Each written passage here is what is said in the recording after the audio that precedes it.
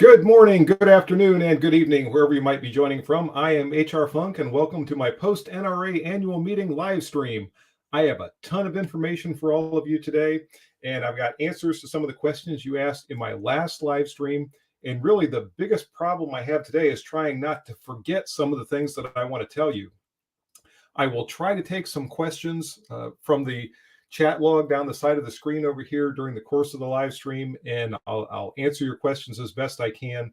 But a lot of what I'm going to be doing today is talking and telling you about all the things that we saw this past weekend. We had a great time in Indianapolis, and thanks to both the NRA and the folks from Indianapolis for hosting such a great annual meeting for us. We had really good weather. I think the only time that we saw any rain was on the last day. We woke up on Sunday morning.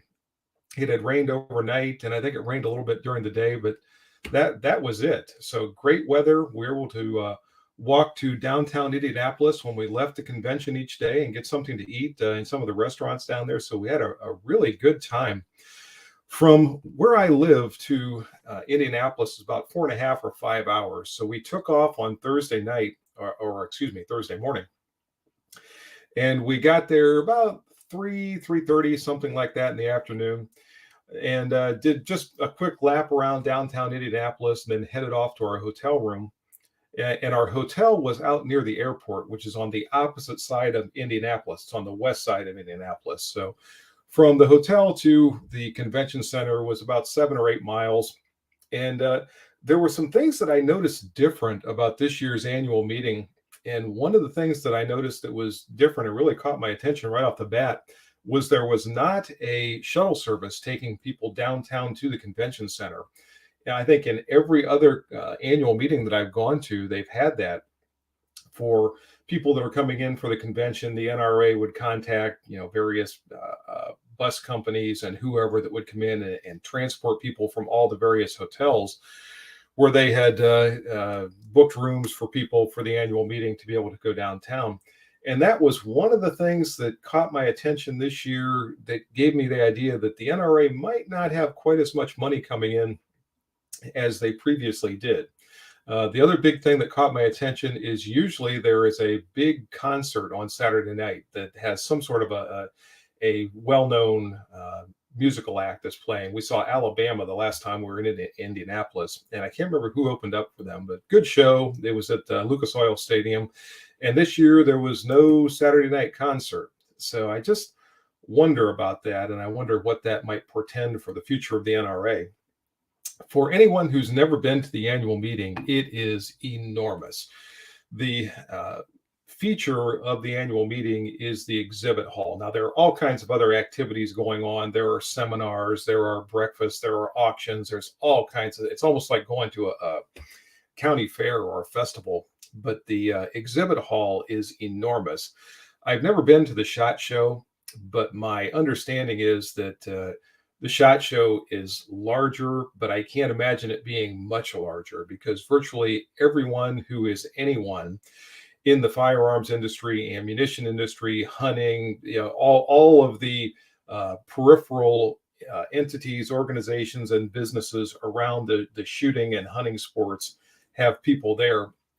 But there were a couple of sort of conspicuous omissions this year, and I think the biggest one for me was Smith & Wesson. They were not present at the annual meeting this year, and I'm not sure what that might mean. And I don't know, maybe something happened, maybe there was some kind of a conflict, I don't know. But what I've noticed through the years is the large, well-known companies like Smith & Wesson, like Colt, like Beretta, Ruger, not only do they have lavish, large displays, but it almost seems like a point of pride where maybe they're trying to outdo each other a little bit. And for Smith & Wesson not to be there really caught my attention. Steyr was not there this year, which is too bad because I wanted to talk to them about the M9 series and some of their other firearms, but no one was there from Steyr. So no Smith & Wesson, no Steyr. But I think everyone else that you might expect was pretty well represented. And before I get too far into talking about the things that I saw and the things that I did and the people we talked to. I want to get to the questions that some of you asked in the last live stream. And I'm sorry, I did not write down who asked what question specifically, so I can't address the answer to you. But I do have the questions that I wrote down.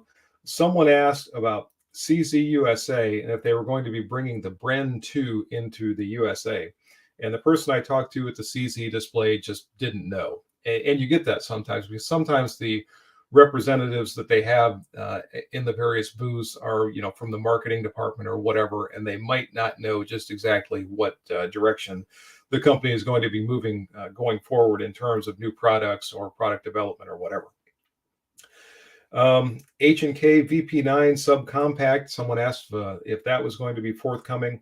And I'll talk about the VP9 a little bit more later, but I did not see any subcompacts in their display. So at least nothing in the near future is probably going to be coming in the way of a VP9 subcompact. FN, someone asked if FN is going to bring back the FAL with an FN marking. And the short answer to that was no. The current iteration of the FAL is, in FN's opinion, the SCAR, which has some design similarities with the FAL. And the individual we talked to seemed to be pretty knowledgeable. And he said if they were to start producing the FAL again, that the cost, because of the way it has to be machined and manufactured, would be somewhere between $8,000 and $10,000 per rifle. And he just said that because of that, they're not looking at bringing back the FAL. They're just going to continue forward with the SCAR. So unfortunately, the FAL is going to be relegated to the pages of history. The Colt King Cobra, someone asked if it's going to be coming out in 22 Magnum. The 22 is already out. And if you saw the little short videos that I was putting up during the course of the annual meeting, you might have seen the one with the Colt in 22 rimfire. The person I talked to wasn't sure if it was going to be coming out in 22 Magnum or not. So I suppose it's one of those things. If the market is there and the demand is there, then they'll look at bringing that out. But he just wasn't sure what the plan for that was moving forward. So those were the questions that came in the last time during the live stream. And I just wanted to get those answers out right here at the beginning. So if anybody runs out of time and has to leave or whatever, at least I got those answers out. By the way, I have no idea how long this live stream is going to be going today, which is why I have my extra large cup of coffee. Because as I said, I have a ton of information to pass on. I felt myself coming out of this year's annual meeting that it was probably about the most productive one I've attended in terms of, all the people I talked to and the information that I got and the contacts that I made and things like that. So I was very happy about that. And also, normally I don't care for YouTube shorts, the little short, 1 minute or less videos to get posted on YouTube, because with the type of videos that I produce, I can't convey the amount of information that I want to in the way I want to convey it in a little short 1 minute video or less. And it also has to be recorded in the portrait mode on your phone. It can't be landscape mode. So it's when I take that video, it's the little narrow view that someone is watching. And like I said, typically I don't care for that. But I decided to use it this year because in the past, when I've attended the annual meeting, I have taken a lot of video, just tons and tons of video, and then I've brought it home and I've edited it into one long video. So I ended up with a video with past annual meetings that were, an hour, give or take. There was a ton of information and it showed a lot of different vendors and a lot of the different products and things like that. But when I would post it to YouTube, they didn't get very many views. I think that people that might have been interested in one part of it didn't care about the other parts or vice versa. So this year I decided to try those YouTube shorts and take just the really short little videos from the different parts of the annual meeting or the different things in the exhibit hall, at least, and then post those individually. So if someone was interested in, say, the new Henry revolvers, they would get the little quick video on that. If they were interested in, something else, the PSA, AKs, or whatever, all the various things that I did, that they would have that little piece of information and they could watch that and then not have to sit through everything else. And that worked out very, very well, better than I could have ever expected. A lot of those little short videos have a ton of views. Of course, YouTube demonetized them as soon as they went up, so they didn't make any money. But at least I was able to get that information back to all of you who were interested in it. And I did take a couple of short format videos and posted them during the course of the weekend as well. So what happened is I would take those little videos and do little interviews. Then at night on my phone, I'd be sitting there trying to edit the video on my phone. So you might notice when you watch those videos, they don't seem quite as polished. If anything I ever produce can be called polished, the ones that I put up this past weekend probably aren't quite to the degree that you usually see on the channel. But anyway, I really appreciate that. When we got there on the first day, the exhibit hall doesn't open until 9 o'clock in the morning. So we were there 15 or 20 minutes early. And the nice thing about the Indianapolis Convention Center is it's huge, and the exhibit area is shaped kind of like the letter J. There is a long area over here, and it kind of circles around and comes up into a shorter area over here. But all the entire area is gigantic, so it's not small. But there are doors lining the entire outline of that J shape. So even though there were several thousand people that were standing there waiting to get into the exhibit hall, there are so many doors that nobody was really standing in line. So it didn't take forever for everybody to file in to get into the exhibit hall once the doors open. When all these doors opened simultaneously, everyone just sort of flowed in, which was nice. And we started into the top of the letter J, for lack of a better description, which featured a lot of smaller concerns.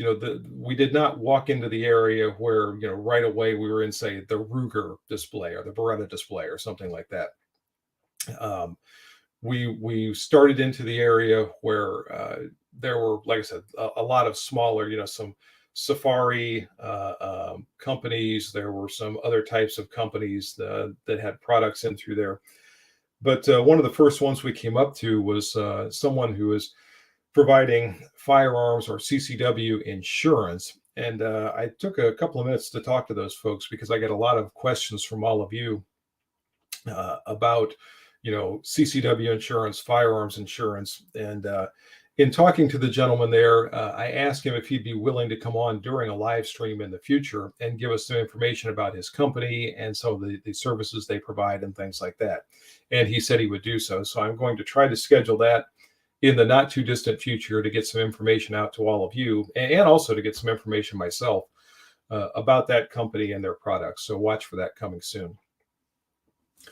I took some notes to try to make sure that I don't forget too much while I'm talking to you today. So I am going to be referring to this from time to time. You'll see me looking back and forth here. Oh, by the way, I did not go in and see any of the speakers. President Trump was there, Vice President Pence. There were a lot of other speakers that came in, and they were there on Friday afternoon. And I think it went from noon to 4 or something like that. And I really would like to have seen a lot of the folks that were there and hear what they have to say. But I just didn't want to take the time away from the exhibit hall to go to watch and listen to all of that because it just does take so much time. And there is so much to see. We spent 2.5 days walking around there, and I'm sure I still missed some things. And there were some things that I had to try to get through quickly. So, had I taken a 4-hour chunk out of there to go and listen to the folks speak, I just would not have been able to bring as much information back to all of you. Which is also why I did not attend Colonel Dave Grossman's presentation on Sunday. I would love to have seen him again, love to have listened to what he had to say, but I just didn't want to take the time to do that. So unfortunately, I can't bring back anything. But the good news is, if you're interested in the speeches that were taking place during the annual meeting, they are all up on YouTube. So you can go, you can watch. And I was sitting there I think Sunday night when we got home, and I was watching some of the speeches. So I did get to at least see and hear what they had to say. Okay, back to my notes. As soon as I get to the right place in my notes. And again, I'm sorry. I know I'm rambling. I'm not addressing any comments over here, but again, I just have so much information today that I want to get out to all of you. So I hope you'll forgive me for not responding to anything you're saying over here, because I'm just trying to get through this. And I am still not on the right page. There we go. One of the first large booths we came to was the IWI booth. And I spent quite a while talking to the young man there. And of course, they have all of their wares displayed around there. And I was able to look at and handle a lot of these things. But I had a couple of specific questions relating to the Masada pistol. And you'll see my IWI Masada coming up again this weekend in the video on Saturday. But when the Masada was first introduced, and some of you know this if you're familiar with the pistol, it has the what nowadays is very popular modular fire control system that is housed inside of the grip module. And it can be removed and placed into other grip modules. So I was very surprised when they came out with the new compact Masada, which they're calling the Masada Slim, that it has a different fire control group. So currently there's not a way to buy the compact frame and slide and recoil system and take the fire control unit out of the full-size Masada and put it into the compact Masada, because the Masada Slim uses a more narrow fire control unit. It's not interchangeable. And that just struck me as odd. It seemed like, why would you design a modular pistol and then come out with a compact version but not offer a modular kit? And not only that, but redesign it so you can't even swap the fire control from one to the other. And when I was talking to him, he said, and what he said made sense once it was explained to me. They had a very specific goal for the width of the Masada Slim, hence the name Slim, and they wanted it to be less than 1 inch thick. And because of the thickness, or the width, maybe I should say, of the fire control unit in the full-size Masada, they could not use that and get as narrow as they wanted to with the Masada Slim. So they had to redesign it. And that's the reason that it doesn't go back and forth. And interestingly, the young man that I was talking to there said he had the same question when they got the Masada Slim. But that was the reason for it. And like I said, it kind of makes sense. Maybe someday we'll see a compact kit for the Masada that we can take our fire control unit out of the full size and put it into the smaller version. But I don't know, that'll be something for the future. The other thing that I asked about, because it's been bugging me, is the fact that we are seeing the Masada coming in with different color frames. They have a desert tan frame. They've got an OD green frame, but you can't buy the frames. So I can't take my fire control unit out of my Masada and put it into a different color, which I'd like to do. And he said that the folks in Israel have been, saying they're going to be sending those. They're going to be available as component parts. They just haven't actually done it yet. So for any of you out there who might be interested, hopefully we'll see that in the future. And not too far from the IWI booth was the Century Arms booth, which of course is where the importer for Canik. So I was right back in talking to another individual who has to deal with imports coming in from another country, albeit this time it was Turkey. And spent quite a bit of time talking to them as well. I have, as many of you know, really enjoyed my SFX rival Dark Side that I've had now for probably 9 months. Great handgun, and I'm interested in getting to know some of the other handguns in their line and getting a chance to shoot some of them, some of the more defensive handguns, like the Mete MC that they've now come out with. I had a chance to, and I don't know why I'm losing my voice. But I had a chance to look at the Mete and look at the Mete MC. And if you're not familiar with the MC, that is a micro compact that they have just come out with in the Canic line based on the Mete pistols. And I have had a question for a long time regarding the Mete. And the question is, what does the name Mete mean, or where did it come from? And it turns out that it was named after a famous Turkish general. I never do that.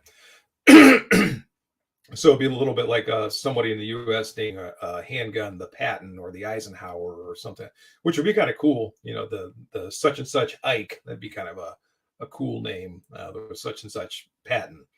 But that's where the name came from. Those handguns, as I said, seem very appealing to me.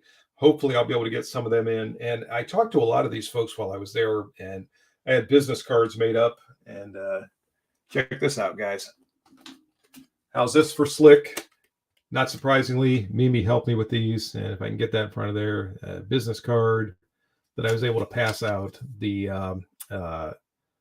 QR code on the front takes people directly to the channel. So I was able to hand them this. And a lot of people, they were scanning it on their phone and going to the channel. Which was nice because it gives them a chance to, take a quick look at some of the stuff I do, see if, they think that it might be somebody that, they would want to, have review their products or not. If they look at it and say, I don't want this clown. So maybe there's a double-edged sword there. But in any case, I did that with the folks from Canic, pass out a lot of business cards to different people. And hopefully that will bear some fruit and help to get some more products coming in that I'll be able to take a look at in the future. By the way, for any of you that might have been there, if you came up and said hi to me, thank you very much. I really appreciate that.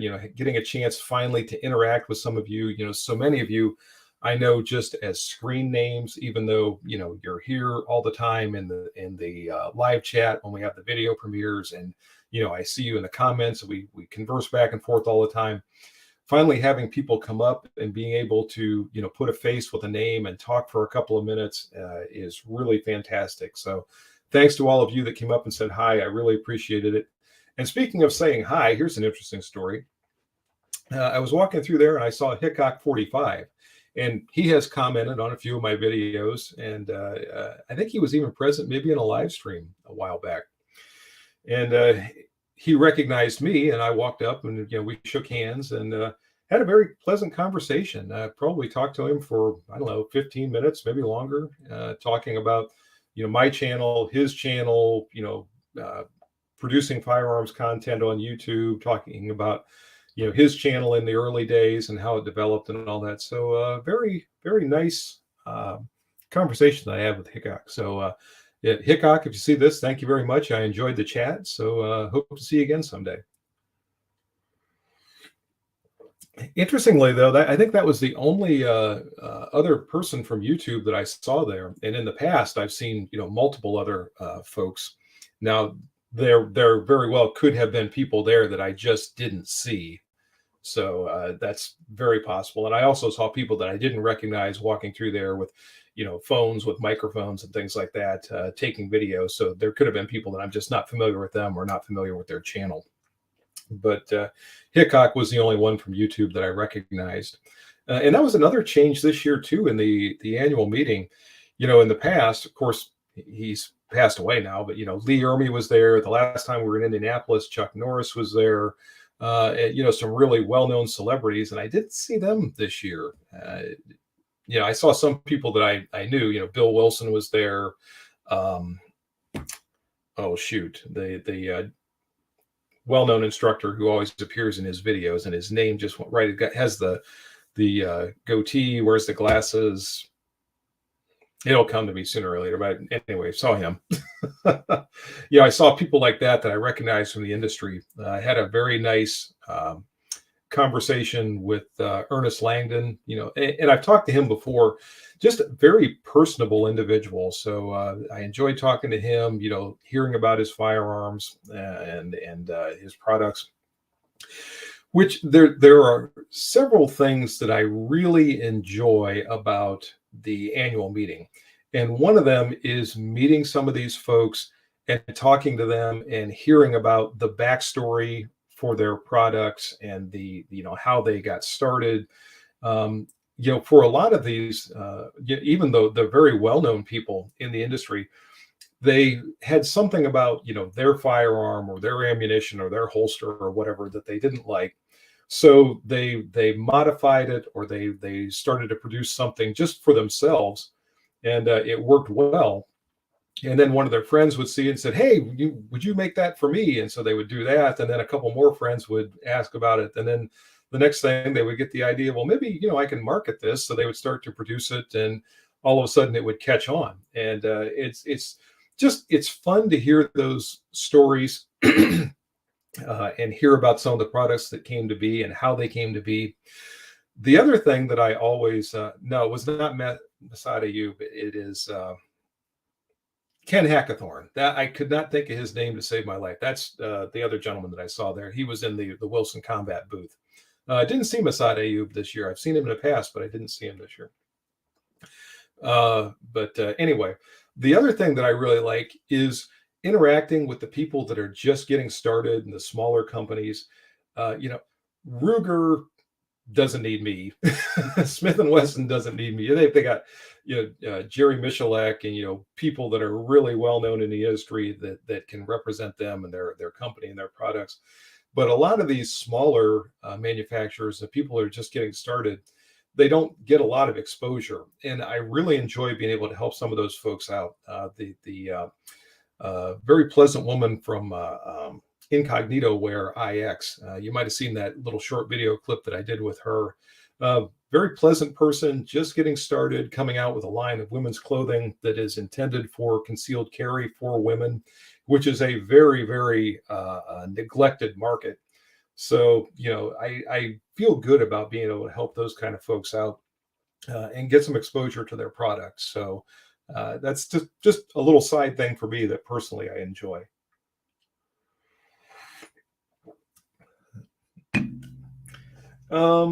Back to my notes. HK VP9. All right. I've had a lot of people ask me about the H&K VP9 over the years. Can you get one in to test it? They really like it. Now, first off, if you own a VP9 or if you're a big fan of the VP9, I'm not trying to insult you. I'm glad you have that handgun. I'm glad you like it. I hope it continues to work well for you for a long, long time. But you knew there was a but coming, right? I think at this year's annual meeting, this was the first time I've actually handled a VP9.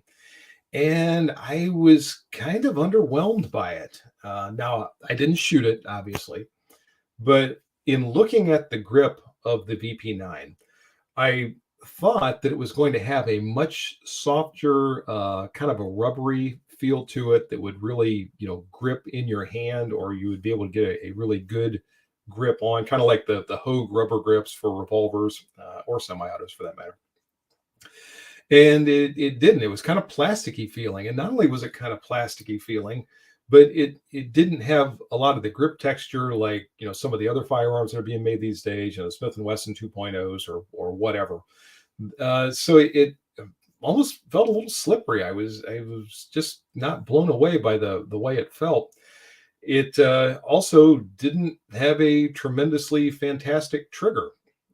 So that was another thing that I noticed that I think because of what I've heard and the various talk about the VP9, I was expecting just a knock your socks off type of a handgun, and what I tended to get from handling it was it's sort of a standard polymer frame striker fired handgun. There wasn't anything about it that really struck me as extraordinary. I'm sure it's a fine firearm. And it's an HK, so I'm sure it's reliable and durable, and they're going to stand behind it and all that. So I'm not bashing the handgun. I just wasn't blown away by it when I was handling it. So that was kind of my feeling on the VP9. So again, sorry if anyone's disappointed to hear me say that, but and if I get a chance to review one and I can actually take it out and shoot it, I'll definitely do that on the channel here. But after handling it, I'm not nearly as eager and excited about getting one into review as I might have been beforehand. Colt, I already mentioned the 22 King Cobra. They've got the Anaconda back in the lineup. I don't know if I knew that before I went to the annual meeting this year or not. So I did a little short video clip on that, which, it seems to be a very fine revolver. Of course, it's also not an inexpensive revolver, which historically has been the case with Colts, and that's definitely true with the new ones that they've come back out with. Another thing I noticed, and in looking at the display there, since CZ purchased Colt, which has now been a year ago or so, I had heard some rumors out there that Colt was marking the handguns differently, and that their 1911s now were I think laser etched and not roll marked on the slide like they traditionally have been. And all of the 1911 Colts that I looked at that were there were the roll marks. They were not marked with laser etching or crayons or anything else. So they still seem to have the same type of look as always, and seem to be the same type of handgun as always. Now, obviously, I didn't disassemble it, didn't see if there was any MIM parts in there or anything else, but they seem to be the standard Colt handguns that we've known for a long time. So I was happy to see that as well.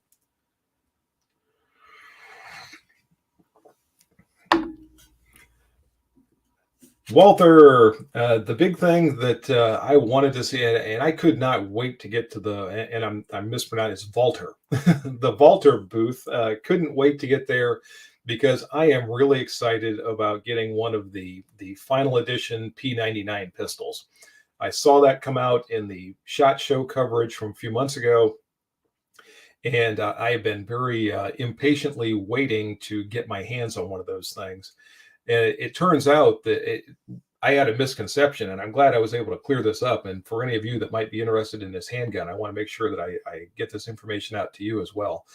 I thought mistakenly that Walther was going to be sending these out through the distribution chain, and we would see them show up on the shelves of our local gun shop. That's not the case.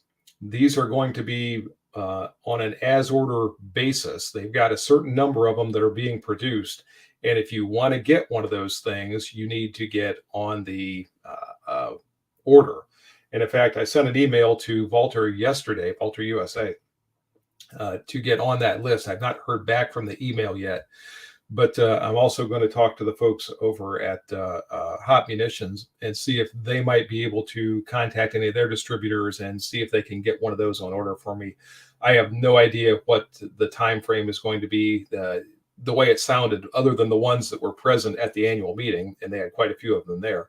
But other than those, it sounds like all the rest of them are in Germany waiting to be shipped. So I am, again, very interested in getting one of those. Want to get on the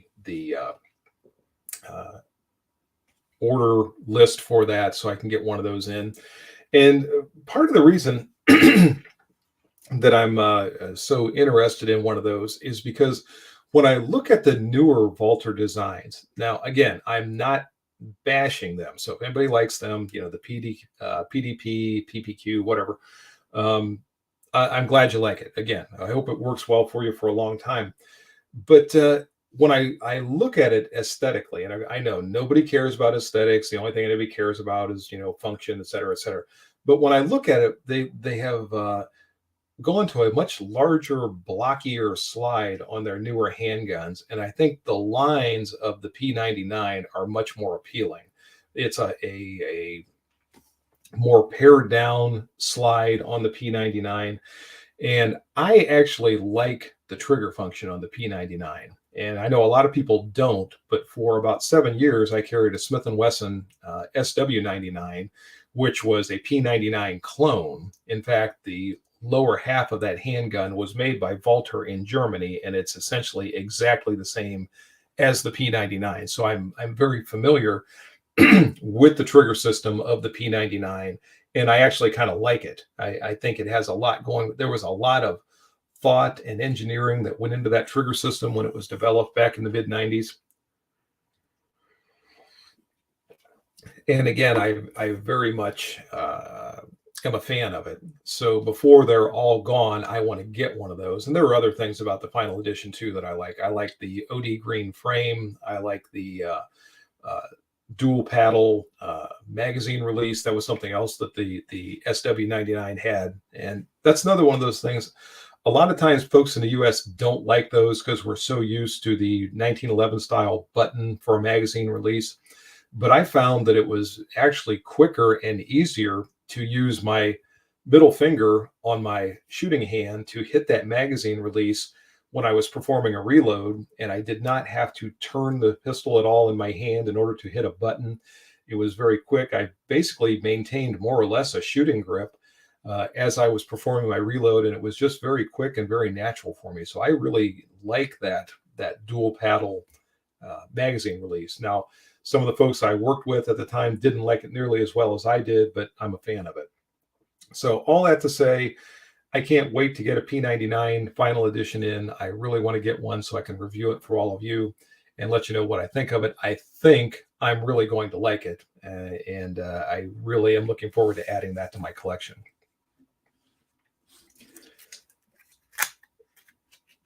And that was just page 1 of my notes. So that gives you an idea of how much information I have here. Some of the peripheral manufacturers that are not producing firearms per se, but they're producing gear that goes along with your firearms for cleaning or maintenance or storage or whatever, were well represented there. And one of the ones that I really enjoyed going through was Real Avid. Now, I have seen Real Avid in the past, and it seems like their business has really grown.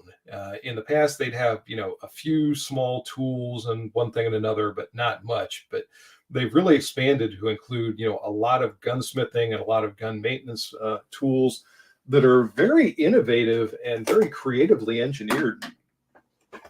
This is one of them that I brought back. I haven't taken it out of the package yet, but it's an AR-15 cleaning multi-tool that is very cool. I haven't decided if I'm going to do a video on this or not. If you guys want to see a video on it, let me know. But I think it's just kind of cool. It's one of those things you could throw in a kit that's not going to take up tons and tons of room, but you have all kinds of different cleaning implements for your AR-15.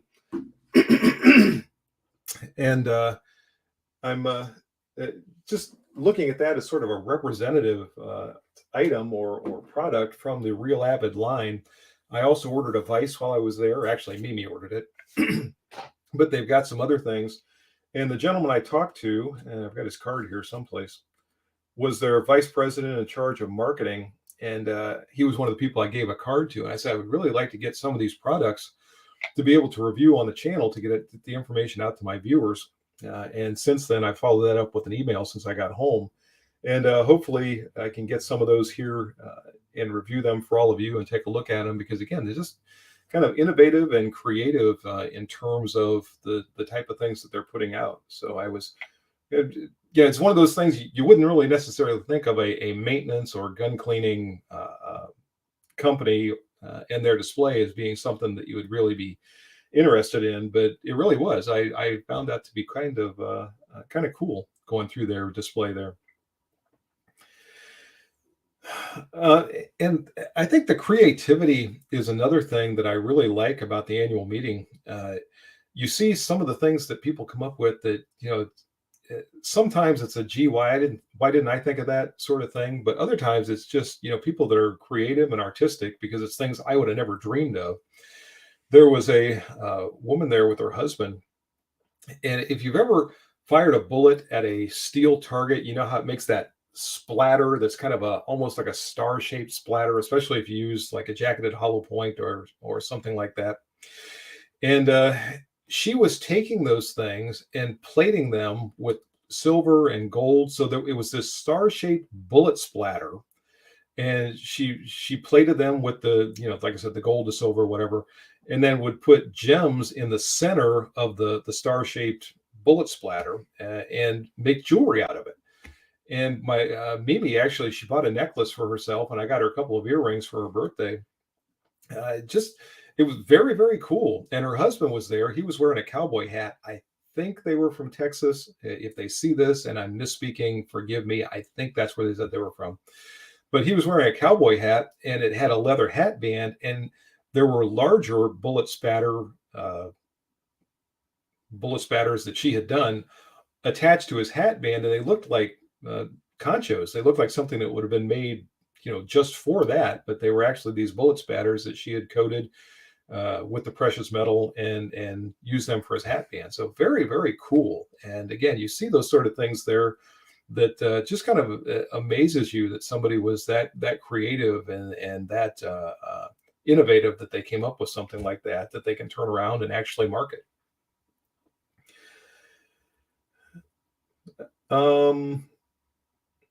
Keltec. We went through the Keltec booth while we were there. Of course, I think their big thing is their new 5.7 pistol. I looked at a lot of the stuff that's been in the line for a while. Interestingly, Mimi liked the KSG shotgun. She thought that was very cool, and I should have gotten a video over with that thing. But she just picked it. Wow, this is cool, and she's shouldering it and looking at it and asking about it. But that was one of the things we looked at there. Another company that I hadn't heard of before. I've got one of their products here. And if I can get it out of this bag next to me, you will see a review coming up on this. I haven't even taken them out of the box yet, but this is from ISO Tune Sport. And these are earplug hearing protectors that are Bluetooth.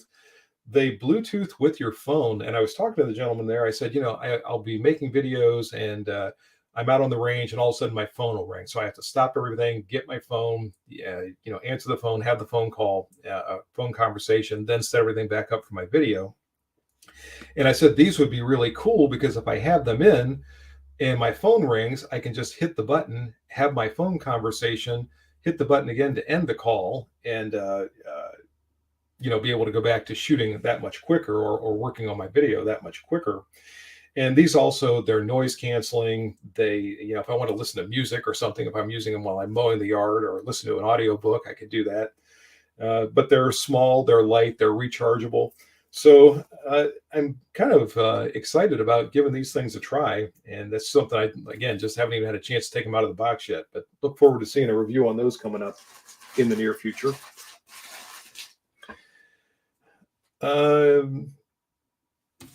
Some of these things I've told you about already. I got a little out of order. Charter Arms. The Charter Arms president was there. His first name, he goes by Nick, and his last name starts with an E, Erkstein, maybe. I didn't write it in my notes here. But what a great conversation I had with him. Not only me, but Mimi and I both had with him. Very personable individual. And I came away from that conversation with sort of an enhanced appreciation for Charter Arms and what they're doing there. This gentleman was very, very proud of his employees, and that came through. He's very proud of his products and what they've built. The story goes, his father was involved in Charter Arms when it first started up back in, I want to say, the 1960s. The firm changed hands. It went away. He was out away from Charter Arms for a while. Charter Arms went out of business back somewhere in the late 90s, early 2000s, somewhere in that neighborhood. He was able to purchase the assets. He started the company back up again, and they started to produce the revolvers that we now see under the Charter Arms banner. And again, very innovative, very proud of his people there. And getting the backstory on some of these revolvers was a lot of fun. They've got one that they call the Lavender Lady, and Mimi actually spotted it and she asked about it. That looks like bright nickel finish on the cylinder and the barrel, but the frame is alloy aluminum that's anodized in a lavender, so hence the term Lavender Lady. They also had some that were pink. And he told the story on this that wasn't a handgun that they started out to build. They actually started out building it with the standard stainless steel cylinder and barrel. And it turns out it was not nickel, but it was actually polished stainless steel. And he said one of his polishers had done a revolver like that for his girlfriend. to give it to her. And by the time it made it all the way through the Charter Arms factory, every woman in there wanted one for herself. So they said, "Hey, let's build this." Very cool looking. Even I don't know. I'd probably carry it. I don't care. I'm secure enough in my masculinity that I can carry a lavender handgun and have a polished cylinder and barrel on there. It was very cool. He had another one of their revolvers there that was in a display case, and it had a wooden grip on it that was all mangled. And he told the story about how he had walked out of his office one day and left his dog in there, and he came back in. The dog had the revolver on the floor, grinding away on the grip, the wooden grip of the revolver. And he actually had a picture of the dog with the revolver in its mouth on the floor. So, again, those kind of stories that you get. And again, we just had a great conversation with him, and I really hope to be able to get some more of their products in. They've got some pretty innovative revolvers out there. They've got the ones that take semi-auto handgun cartridges that don't require a moon clip. I'd like to get some of those.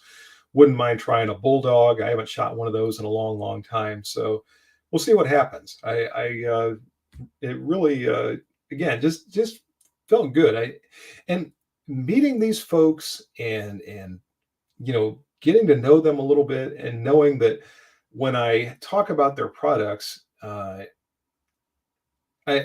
especially if I'm giving it a favorable review, if I'm giving it an unfavorable review, then I might feel kind of bad if I think they're really nice people.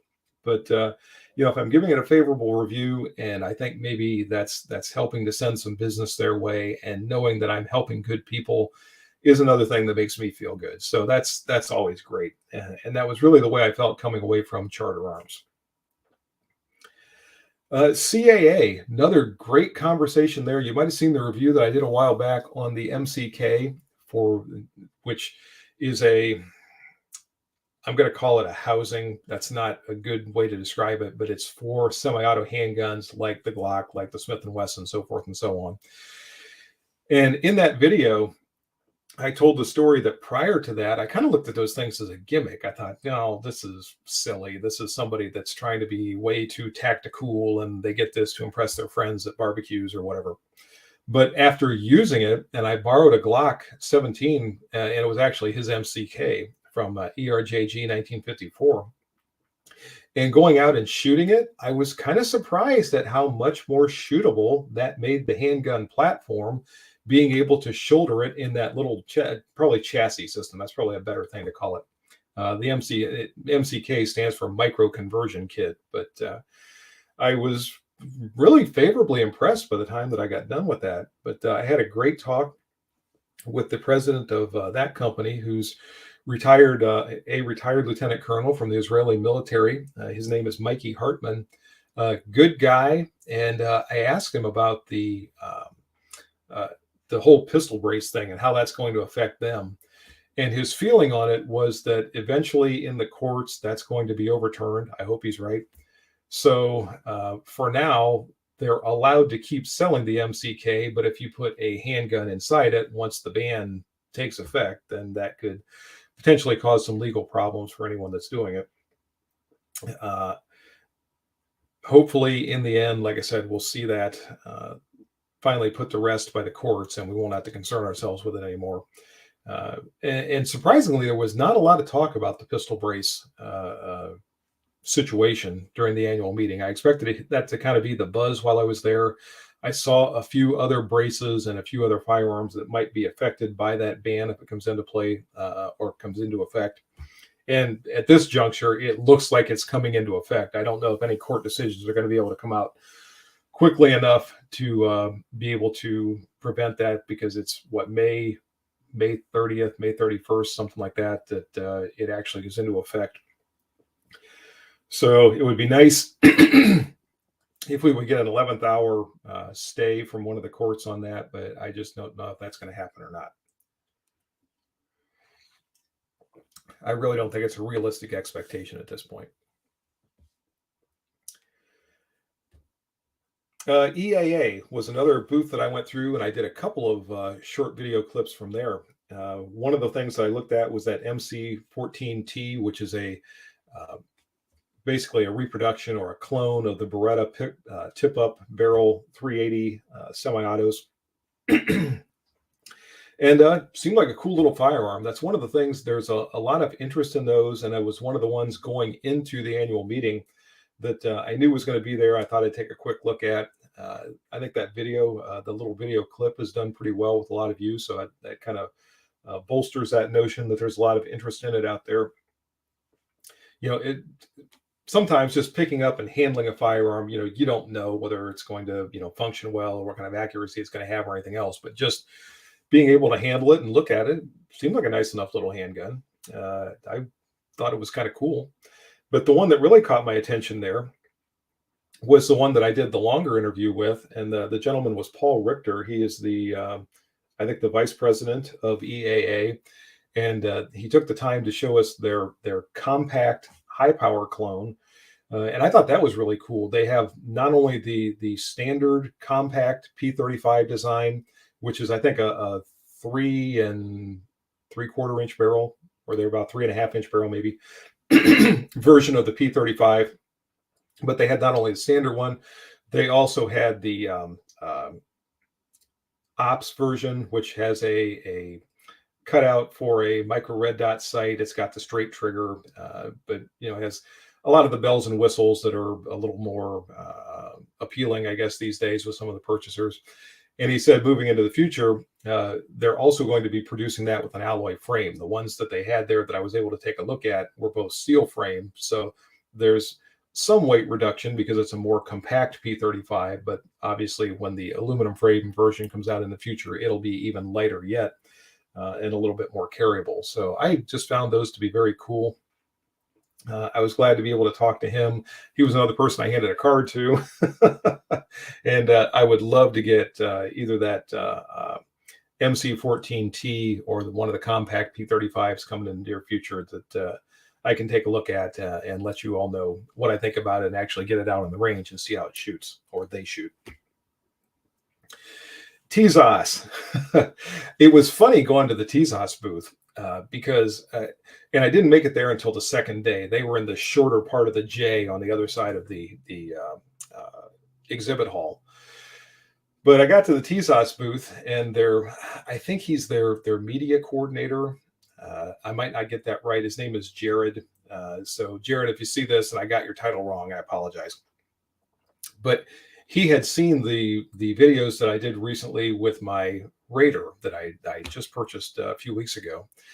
And he came over and shook my hand right away. Thank you very much. Really like the videos, this and that, et cetera, et cetera. Had a great conversation with him. And they had all of the TZOS wares laid out there. And I really wanted to take a look at the one. I did a little video clip on this. And I mispronounced the name, by the way. I called it the Faith. And this was, I'm 2 days into the annual meeting, a little tired, wasn't wearing my reading glasses, and I picked up that little handgun, which is also a clone of the classic compact Beretta 380s. And they've been making this for a while, but the new one has wood grips. And I just thought it kind of a cool retro pistol. And I thought it's on the frame, I thought the name of it was the Faith. It turns out it was, I think it's FATIH is the way it's pronounced. So Fatih, I'm probably still not pronouncing it right. If I ever get one into review, I'll have the name figured out by then, I hope. And I'm not pronouncing TZOS right. I know that's TZOS is the actual way they pronounce it in Turkey. But in any case, I got a chance to at least look at that and handle it a little bit. And if you notice a theme coming out of the annual meeting for me, a lot of the things that really catch my eye are the retro firearms, or the classic designs that have been around for a while. There's a million AR-15 builders out there, and that's great. I mean, I'm not speaking poorly of them, but you see that all the time. You see the plastic striker handguns all the time. They're churned out by the boatload, sometimes literally. So the thing that catches my eye is the thing that's a little bit different. And, you see that, classic retro handgun, you're like, hey, that's kind of cool. That reminds me of the handguns years ago when I didn't have nearly as many handguns or nearly as many rifles or whatever. It reminds me when I was a kid and that's what the cowboys had, or the cool, detective or whatever had on the TV show. So that catches my attention, and I really kind of latch onto those. And that was one of the things I thought with the Fatih when I saw that, just kind of a cool retro firearm that would be fun to carry. So that got my attention there. But thanks again to Jared. Hopefully I can see some more Tizosh, not only handguns, but some of the other firearms, because I know they have some long guns and such as well. But some of those coming into the future to be able to review for all of you. PSA was there. I have always been very impressed with my PSA AR-15s. I own 2 of them now, and they're just rock solid ARs. I mean, that's another thing that periodically you'll hear people say, well, that's not a real whatever operator's AR-15 or whatever an operator is. But I own 2 of them. They go bang every time I squeeze the trigger. They're as accurate as I want them to be. They do everything that I want them to do. I can't say anything bad at all about the AR-15s. And what caught my attention, oddly enough, in their booth was the AK-47s, or the AK, style rifles that they produced. And they had one of them in particular. It was all done up with and I don't know if this was Duracoat or Cerakote or what it was, but all done up with like a jungle pattern on the metal parts. And there was a panther on top of it and stuff like that. Just very, very cool. If you go back and look at the video clip that I did there, you will see that. And I even said something in there about, maybe I need to try one of these out. And I've since heard that their AK style rifles don't have the greatest reputation. But then again, they're AR-15s. Again, people speak poorly of them sometimes. So who knows? Maybe I'll give one of their AKs a try and see what I think of that. I'm not really an AK fan, and I do not have an encyclopedic knowledge of them. Not that I have an encyclopedic knowledge of any firearm, but I don't know them anywhere nearly as well as I know the AR platform. But who knows? Maybe I'll get a PSA in the future and give that a whirl, see what I think of it. And on we go to the next page.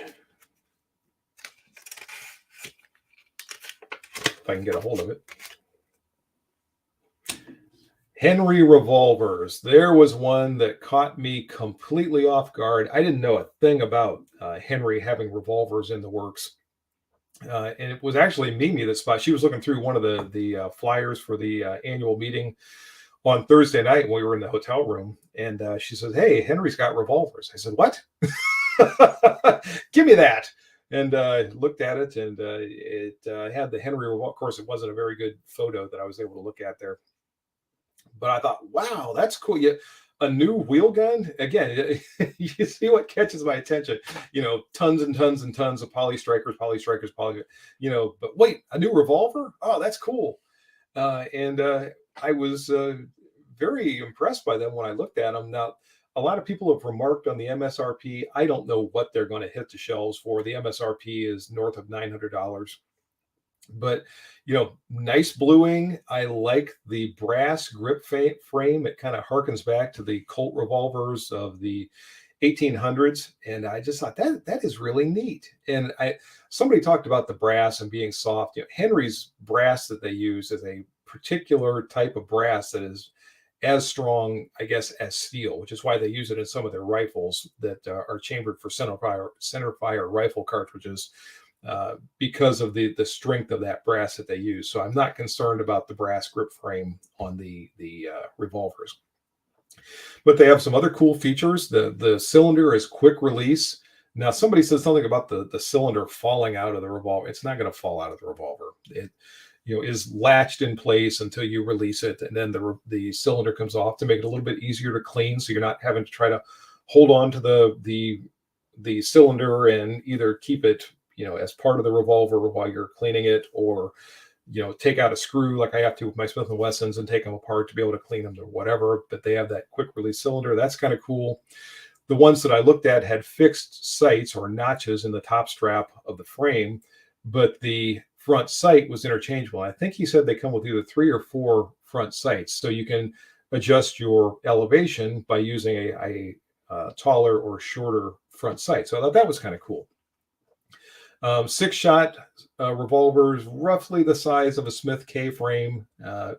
And the ones that I looked at were both 4-inch. One of them has a bird's head grip. When's the last time anybody that wasn't building a reproduction of something from the 1800s, when's the last time anybody came out with something with a bird's head grip? So again, that caught my attention. I thought it was cool. Good job, Henry. Along those same lines, Cimarron, Uberti, some of the importers that get the firearms coming in from Italy that are either reproductions of the 1800s Old West firearms, or maybe sometimes it's something that didn't necessarily exist back then, but it's based on that design. It's something that's cool, like my New Model Army Remington, that is a Pieta revolver that's a 5.5-inch sheriff's model. Remington never produced anything like that back in the 1800s, but it's a variation that they've come up with now, and it's cool. So I enjoyed that. And I think I just got a email from somebody that wants to come on the show. I just want to take a quick look to see. Yes, somebody wants to come on. It's going to take me just a little bit to get this, because I want to get through all the information that I have first. So bear with me, and I will get you a link that you can click on, or at least I will try to get you a link that you can click on. Apparently, there's a time limit on how long these links will last, or the not the links, but my ability to just do a paste into the email. There we go. So this is going to be Hamden 109, and you can click on that link when you get it. And like I said, I will get you in here shortly. But anyway, looking at the Cimarrons, the Ubertis, all those, lots of fun. I have a short video clip from, I think it's the Uberti booth, that also they had a Quigley rifle back there on the rack, which is another thing that always catches my mind, or catches my attention, rather. Might catch my mind too. Cimarron was there. I didn't take any video from the Cimarron booth, because I think everything they had was in a display case. So you'd have been looking from my phone through the glass into the display case, and I just didn't know if that would work real well. But lots of great things from Cimarron too. The SAR booth, went through the SAR, and SAR is one of those things that kind of snuck up on me, because they started to appear here, I don't know, a couple of years ago, and I would see them and think, yeah, okay, another poly striker or whatever, which they are. But they had a ton of them there, lots of cool colors. Talked to the gentleman at their booth about their development. And I've actually heard some great things from the folks at Hot Munitions about the SAR pistols. Basically, what they've told me is you're running about 200 rounds through them to break them in, and after that, they're, pardon the pun, bulletproof. And they've just talked very highly of them. The gentleman that I talked to at the booth was talking about, the developments going in, and they supply firearms to a lot of militaries and a lot of police organizations around the world. So who knows? Maybe I'll get a look at a SAR one of these days as well. And it, again, I some of those like that sneak up on me, and they're those budget price firearms. I kind of have that same process with. I'll see it, I'm like, yeah, okay, whatever, not pay too much attention. Then I'll start to hear something about it. Then eventually I'll give it a try, kind of like the BRG that I tested a while back here, and the Charter Arms for that matter. And I'll try it out, and I'll be like, yeah, this really is a great little firearm for a very reasonable price. So I always like to get that out to folks too. I like the higher end firearms just like everybody else does, but sometimes you just don't have the extra money to plop down $1,000, $1,200, $1,500, whatever, on a new firearm. And if you can get something that's going to work well for you for a less cost or lesser price, then I like to review those and get that information out so people know they have that option. Ruger, I did go through the Ruger booth, but I did not spend too much time looking at the Ruger firearms, because I was looking at the Marlin firearms. And there are several 1895s that are out there in the Marlin line these days. We've seen some of them that have popped up on YouTube. They've also got a 336 back out that is in 3030. And I asked about a 35 Remington because I'm a fan of the 35 Remington cartridge, and got a definite maybe on that. Again, it just depends on how well those do and how much the demand is. And we will see if that ever reappears in a 35 Remington or any other cartridge for that matter. 3855 would be another cool one. They bring it out in 336. And I asked specifically about the 39A rifle, if we will see that come out again, that the not breakdown, but the 22 that you can disassemble into two halves. I've got one. I've got an actual Marlin in the safe behind me. Great little rifle. I'd like to see that come back. And that was another one that was a definite maybe. Maybe we'll see that at some point in the future. It just depends on how well everything does and what demand Ruger/Marlin sees for that firearm. And I think that is the end of my list. So it took me, over an hour to get through everything there. Again, I apologize. I have not been watching your comments over here at all. Since I've got Hamden 109 waiting to come into the stream here, although actually he must not have clicked on that link because I don't see him waiting to come into the room.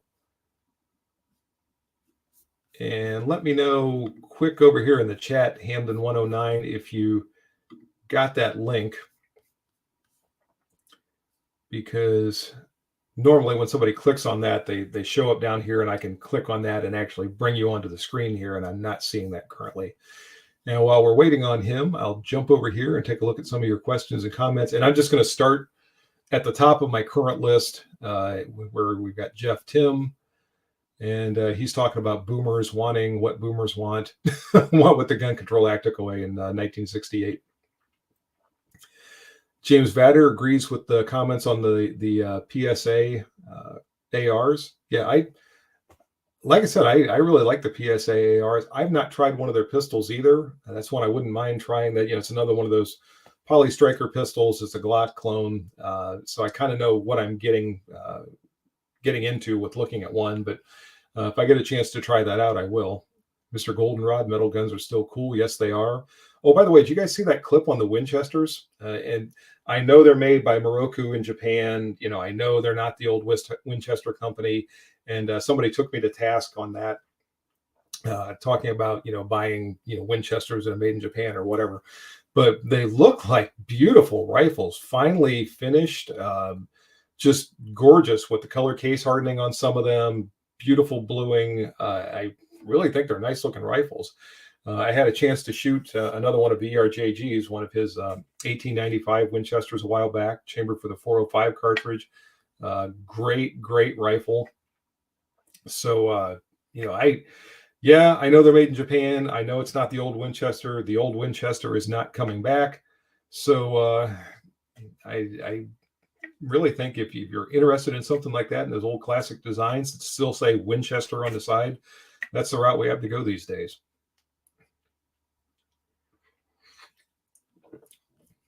Vincent P. surprised Henry wasn't an SAA clone. Yeah, who knows? Maybe we'll see one of those come out.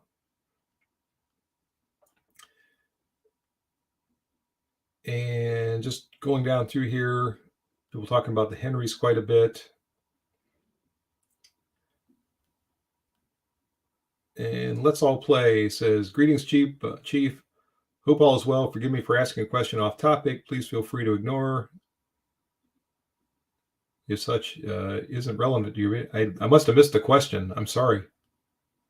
Oh, wait. It looks like there's a part 2. Bought a popular, let me bring this up here.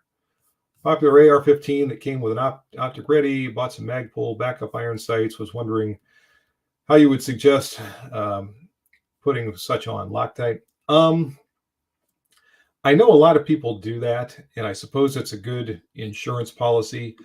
I don't usually Loctite my backup sights unless maybe I'm having problems with them loosened up. I'll install them, I'll torque the screws down, and if I notice them starting to lock up or starting to loosen up, rather, I might add some Loctite to them. But I'm not one of these people that tends to like to glue things on a lot. if I have something that I know habitually likes to come loose, like micro red dot optics on handguns or something like that, then I'll add a little bit of Loctite.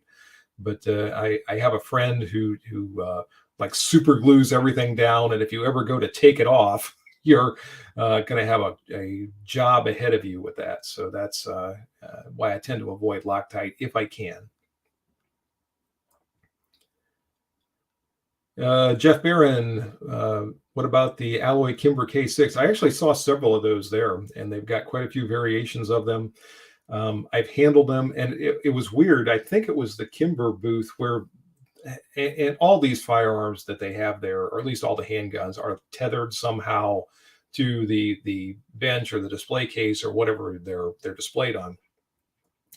And I think the Kimber was the one that the way they had it attached to the trigger guards, you couldn't actually function the trigger to try that out. So I've never fired one. I know they're supposed to be very good revolvers. I can't tell you much more about it other than seems to be a well-made little handgun, and it's made by Kimber, so it should be decent quality, but I can't tell you much more about it than that. And for some reason, Hamden Bob has not gotten the link yet. So let me see if I can redo that. I don't know what might have happened there. Hamden Bob, check your email spam, because sometimes my name, when I send emails to people, will cause it to go into a spam folder. And just double check and make sure that it didn't go in there on you. I will send you another one to see if it works this time around. And there it goes again.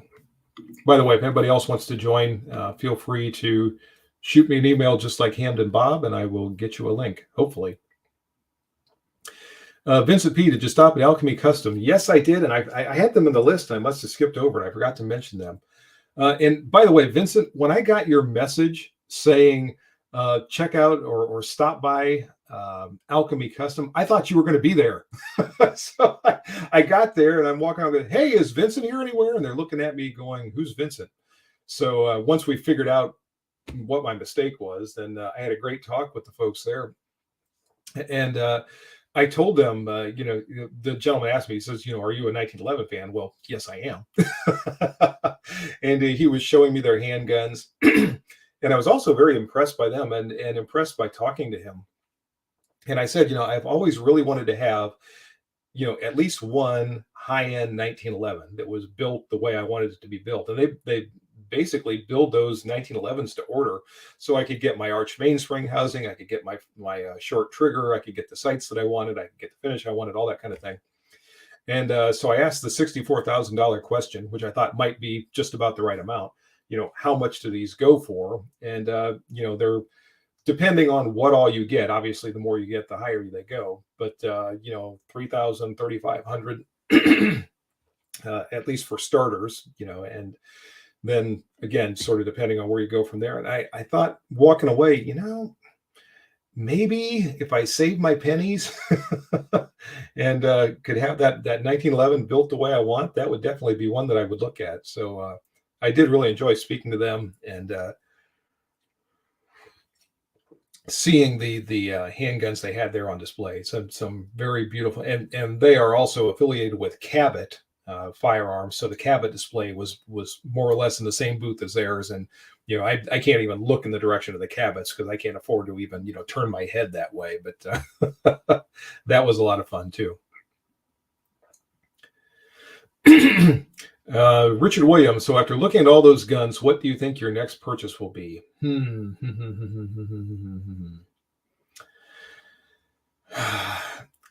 Well, if I could make it happen, my next purchase would be one of the P99 final editions from Valter. That's how much I want to get one of those.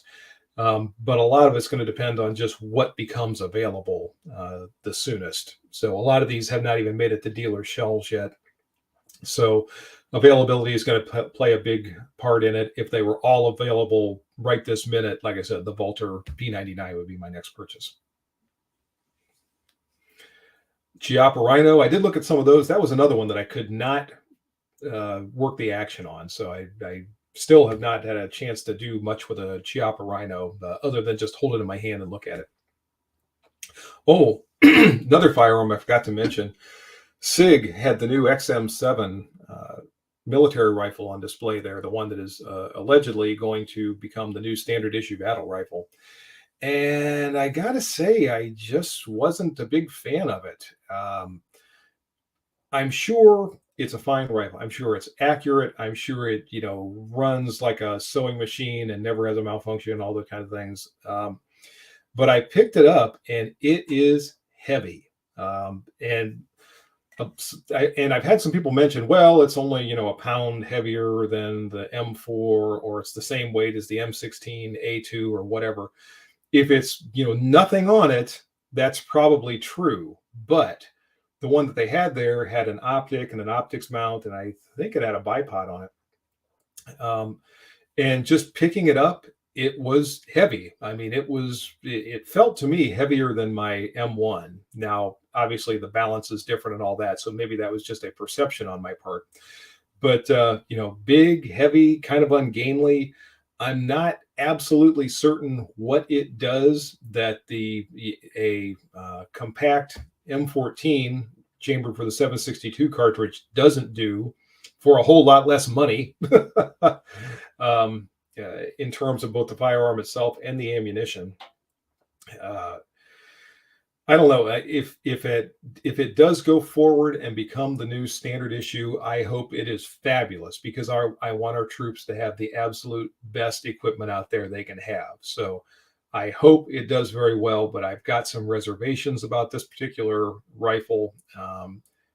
So I don't know. I just don't know if this is the right direction. People have been wanting to move away from the AR style platform for virtually the entire time that it's been in use. Since the last Marine handed over his M14, there have been people that have been wanting something bigger and more powerful back. And I understand that. Again, I just don't know if this is quite the right replacement. And I thought of something else when I was talking there too, and now I don't remember what it was. And we still don't have anything back here from Hamden Bob, so I apologize. Maybe something is not working correctly today. Let me see. Normally I can do this pretty easily.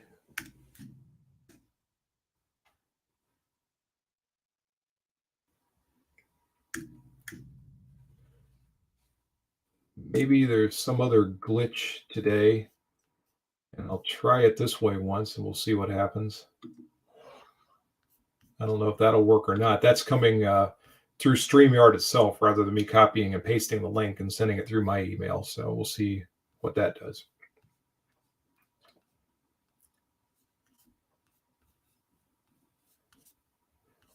Watario Vid says they should have called it the M1 just to confuse people more. Yeah, and I guess it was the M5 to begin with, and Colt had a trademark or a copyright on the M5. So then it's now morphed into the M7. They actually had it listed as the XM7 at the annual meeting. So who knows what it'll end up being called by the time it actually makes it into the hands of our troops, or at least more widely makes it into the hands of our troops.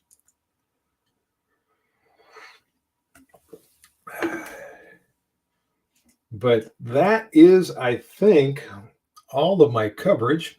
And if anybody out there has any questions or comments, if there's something that I missed farther up and you want to repost a question for me, go ahead, because, trying to go all the way back up to the top and come down through and catch those things with all the conversations that go back and forth with all of you is going to take more time with me just sitting here, not talking, reading and trying to catch things than if you just repost the questions. So that's probably going to be the best way to do that.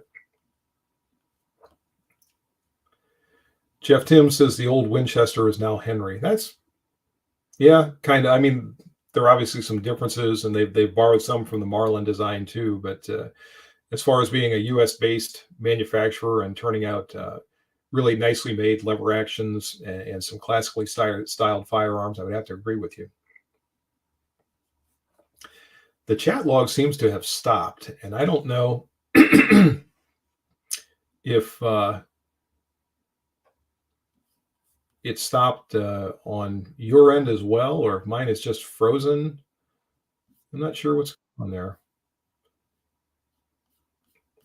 There we go. There's Reverend Skip says carried an M14 around 9 pounds unloaded, and on shoulders was a workout. Yeah, and I know I didn't carry an M14 in the Marine Corps. Obviously, I carried an M16, which still, for long periods of time, dragging that thing on your shoulder would start to get heavy after a while. But the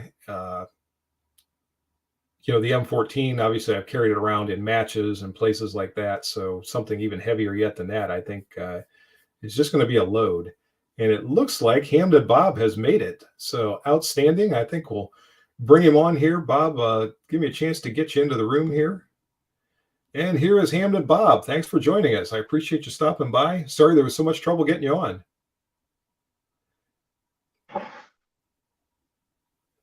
Can you hear me there, Bob? Yo ho, mister. Hey, it's worth the wait, and good morning and all the other societal pleasantries, but I'm amazed we accomplished this. I'm amazed that every time I do something on the computer or on YouTube, I'm amazed that I accomplish it. So I know what you mean. Yeah, I want to get a shirt that says digitally dangerous. And just so you know, for whatever reason I'm learning, I've got crosstalk, like my comments being rebroadcast, and it's over yours, so it's a little messed up, but I think we can get right through this. What the heck? Okay. Now, what do you got for us this morning? Give me 1 minute. Okay. What I'm doing is letting my last comment pass so I can hear you and then make one and then stand by.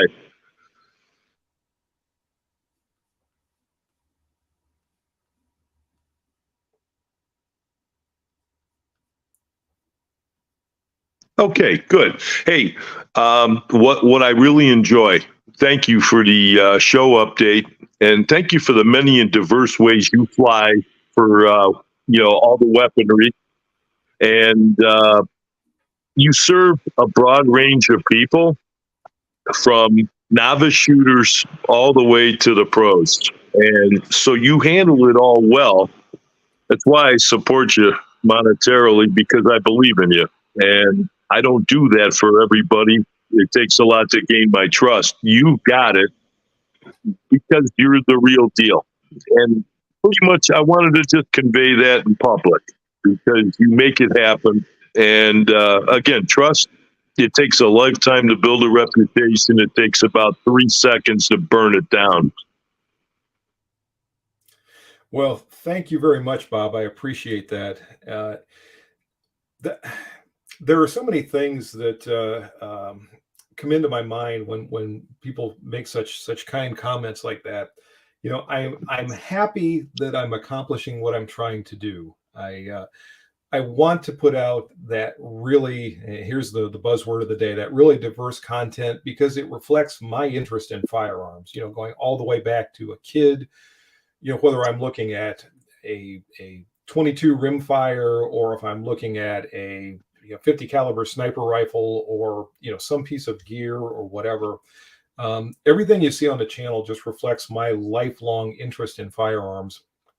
I've had the good benefit of a lot of training, so anything you see in terms of the things I do all comes about because somebody much smarter than I am taught me how to do these things. And to the degree that I can pass that on to any of you, I am happy to do so. So I'm glad. You are very welcome. I tell everybody, and I was telling people at the NRA annual meeting, you all make the YouTube experience for me. Being able to have the interactions and the conversations back and forth, and interchange information, and being able to just enjoy this common shared interest we have in firearms is so special to me. And I want to maintain that relationship with all of you. I want everyone to know if they hear me say something in a video, I'm saying it because that's what I really believe, not because there's something else tied to it. And I might make mistakes. I might say something sometime that somebody doesn't agree with. I might say something or convey something that works for me. And I could foresee this being something in my video coming up on Saturday, which is probably why it's fresh in my mind. Something that works for me that might not work for everyone else, or maybe I have a certain preference or a certain idea about something that other people have different opinions on, which is all fine. But whatever I convey on here, like I said, is what I actually think. And thank you very much for those kind comments. I appreciate it greatly.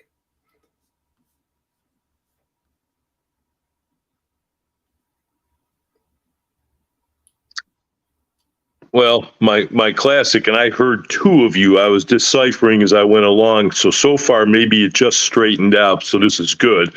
I don't make idle compliments. I don't reward for failure. I don't penalize for success.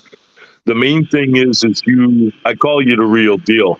And this isn't a puff up HR show, but you need to hear feedback of what the common guy in the trenches thinks of you and your presentation. So glad for that. On a different note, I'm an exo at a gun club up north in Lake County or Ashtabula County in Ohio. And something I wanted to make comment of, we're an NRA club sanctioned, but I'm getting kind of amazed at how varying club support, just memberships, ages of club members, the things almost like an epidemic across the board for a lot of participational groups, but especially it seems in firearms now. We're fortunate to have an indoor range. Takes a lot of work, a lot of monitoring, upkeep, but it's such an asset. And you would think that would be a draw compared to folks that are paying by the hour to shoot. And heck, I'd even invite you out as a guest and have you take a look at the place. But the biggest thing I want to relate is,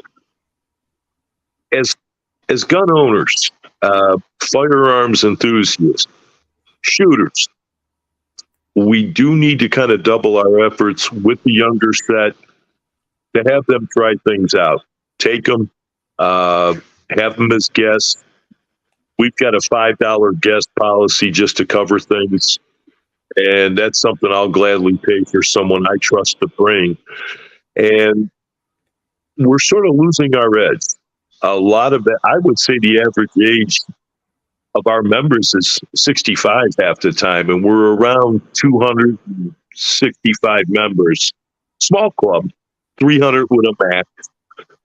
So I guess the only message I wanted to put out, especially after the NRA show, is we can do things on the ground level ourselves, one person at a time, to see if we can start a rebuild and a momentum effort to get people interested, and then have them go through the leagues. My wife shoots Cuyahoga County Pistol League, the Precision 22. She's also shooting CCP, and it's kind of amazing. They started a ladies' night, and it's amazing the response sometimes. So some non-traditional advent, I ask people to think about it. We get to ourselves. We get a little tired sometimes of being interfered with and having things literally rammed down our throats. But if we take a step back from that aggravation that things are changing,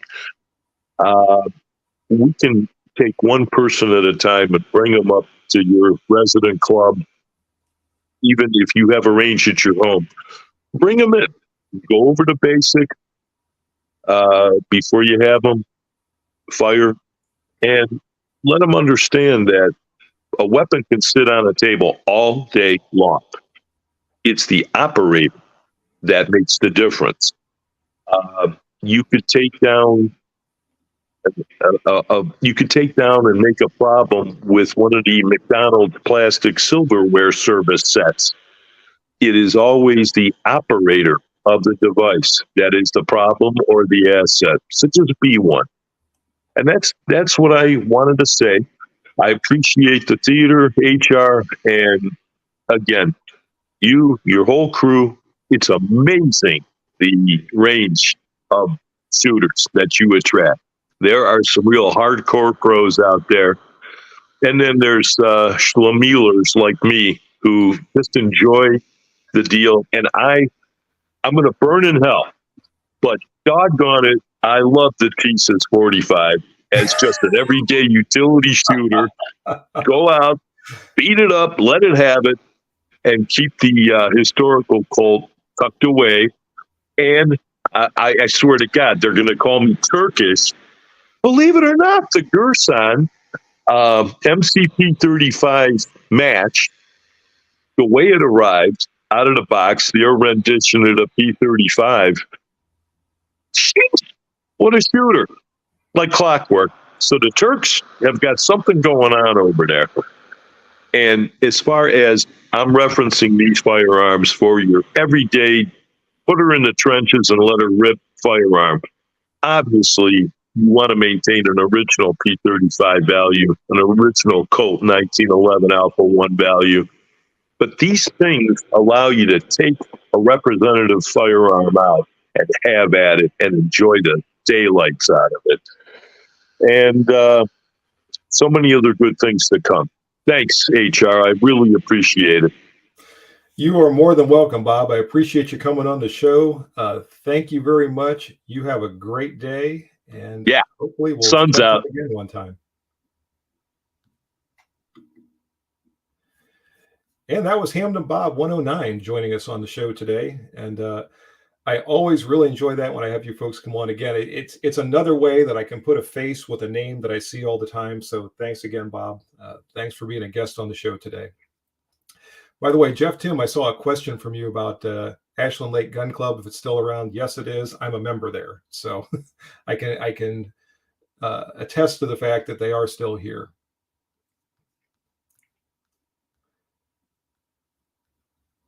And Scott Person, NRA does nothing for my part of North Carolina. When I've asked the range, gun stores, local firearms trainers, what they think of the NRA, they laugh. Sad. It is sad. And you know, the NRA gets a lot of negative publicity.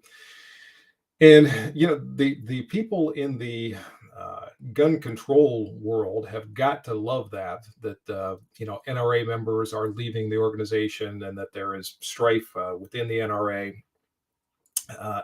And I think a lot of this too kind of comes about from the internet / YouTube echo chamber.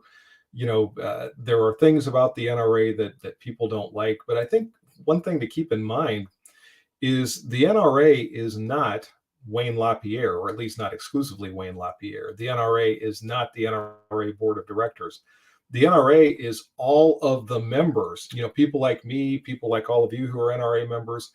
And I saw that on display this past weekend, you know, whether it's the people that were attending the annual meeting, or if it's people that are, you know, the exhibitors, the vendors, whatever, who are NRA members. You know, that's the NRA, all of these individuals who, again, share this common interest in firearms, that's the actual organization. You know, people think of the NRA as being the leadership. And, you know, I'm as concerned about some of the things that we see in the leadership, just like everybody else. But I think the question to ask yourself is, do you think the firearms community is better off if there would be no NRA, if it was just gone tomorrow? And I think most of us would say the answer to that is no, the firearms community would not be better off. In fact, I think we'd be significantly worse off than we are now. And I just think that's something to be mindful of, you know. And the other gun groups that are out there seem to be great. You know, a lot of you know that I recently joined the gun collectors, or not gun, GOA, Gun Owners of America. Recently joined that organization. They seem to be great. I've sent them a couple of bucks here more recently as well, and fantastic. I'm happy to support them as well. There are a lot of other firearms advocate organizations out there. So, I'm not bad mouthing anybody or saying anything poorly about anyone else, but I also think there's still a place for the NRA, and I hate to see a lot of that negative publicity. And when I throw things like that out, I start getting the comments. Probably won't get them here, but if I say something like that in a video, I start getting all the FUD things on there, which if HR FUD makes a return visit every now and then, that's okay too.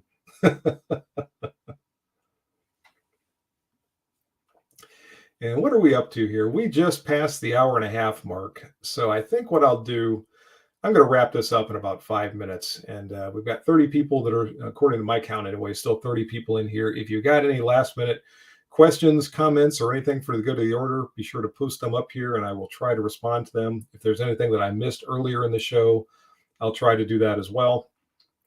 But while I'm waiting to see if anything rolls up, let me say thank you to all of you who have joined today. I know this is probably my longest live stream, at least in a year and a half, I would say, because I've been trying to keep them pretty much right at 1 hour, right around a couple of minutes one way or the other of an hour. This one's now gone over an hour and a half. So if you've been here through this whole thing, thank you very much. I hope you got some information that was helpful for you. I hope some of this feedback coming out of the national matches, out of the annual meeting, was something that you've been hoping to hear about. And again, if you check out those little short videos, you can look at the list and see if there's anything that is one of the firearms or one of the topics that you're interested in, and check those out if you didn't already watch them. I've got a few of the short, what I call short form videos. They're more than a minute, but they're the standard, landscape type look like we have right here on the computer screen. But I've got a few of those that I took. The Henry revolvers is one of those. The EAA compact P35s was one of those. So I've got a few of those that I put up as well. If you're interested in any of those and you didn't see them, go back and take a look at those. I will have a video coming up on Saturday. I've got it most of the way edited at this point. So we'll have our normal Saturday routine here. So you can join in and participate in the live chat. It won't be, actually visually me appearing and talking back and forth, but it'll be all commentary that is going along. And I think a lot of people chime in on the Saturday show just so they could talk back and forth to each other out here. I don't think anybody even notices a video going on. I could stand there and be wearing a chef suit, stirring a bowl full of can't even say it, bowl full of pancake batter or something like that. And I don't think anybody would even notice because they're busy talking to each other in the chat. But in any case, I don't see any of the last minute questions coming in. So we are coming down to the wire here, and I will give my standard salutation that I put on the end of all live streams, which is thank you, thank you, thank you for all your support of my channel here on YouTube, and also the new channel that's on Rumble, for that matter.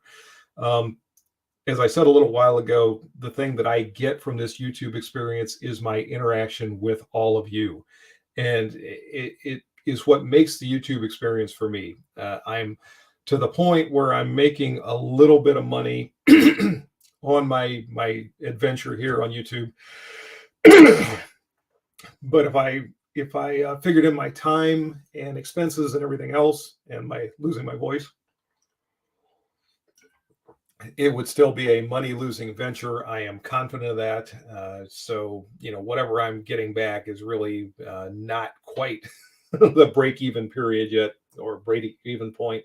So I'm not doing this for the money. I'm doing it for the interaction with all of you and for just helping further everyone's interest in firearms and the information you all have available. So thank you, thank you, thank you very much to any of you again who came up and talked to me at the annual meeting. Thank you. I appreciate that. And to my channel members like Hamden Bob, I really appreciate everything you do to support the channel.